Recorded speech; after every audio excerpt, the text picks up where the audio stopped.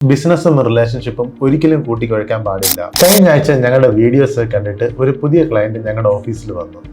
അദ്ദേഹം ഈയിടെ കല്യാണം കഴിച്ചതേ ഉള്ളൂ. അദ്ദേഹത്തിന്റെ വൈഫിന് ഒരു ഡിസൈനർ ബൊട്ടീക്ക് ഉണ്ട്. ഇദ്ദേഹത്തിന് ഇപ്പോൾ ഭാര്യയുമായിട്ട് ബിസിനസ് ചെയ്ത് ഇതിനെ ഒന്ന് സ്കെയിലപ്പ് ചെയ്യാനുള്ള ഒരു പ്ലാനിലാണ്. അവരൊരു പ്രൈവറ്റ് ലിമിറ്റഡ് കമ്പനി ഫോം ചെയ്ത് കേരളം മൊത്തം ഇതിന്റെ ഒരു ചെയിൻസ് എസ്റ്റാബ്ലിഷ് ചെയ്യാനായിട്ടാണ് അദ്ദേഹത്തിന്റെ പ്ലാൻ.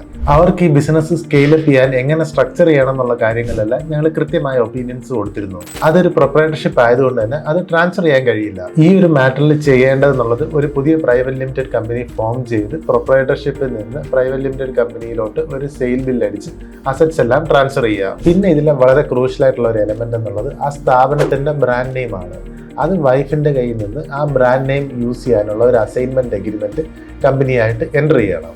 ഞങ്ങൾ ഇത് അഡ്വൈസ് ചെയ്തതിനു ശേഷം അദ്ദേഹത്തിന്റെ അടുത്ത് പറഞ്ഞു, ഇത് നിങ്ങളുടെ വൈഫ് ആയതുകൊണ്ട് തന്നെ ഈ ഒരു എഗ്രിമെന്റ് എൻ്റർ ചെയ്തില്ലെങ്കിലും കുഴപ്പമില്ല എന്ന്. പക്ഷെ ഞങ്ങൾ ഇങ്ങനെ പറഞ്ഞെങ്കിലും ആ ക്ലയന്റ് വളരെ പ്രാധാന്യത്തോടെ അങ്ങനെ ഒരു എഗ്രിമെന്റ് എൻ്റർ ചെയ്യണം എന്ന് തന്നെയാണ് പറഞ്ഞത്. ശരിക്കും ഒരു ഫാമിലി സെന്റിമെന്റ്സിന്റെ പുറത്താണ് ഞങ്ങൾ എഗ്രിമെന്റ് വേണം എന്നുള്ള കാര്യത്തിൽ ഒരു നിർബന്ധം പറയാത്തത്. പക്ഷെ ക്ലയന്റ് പറഞ്ഞത് വളരെ വാസ്തവമല്ലേ?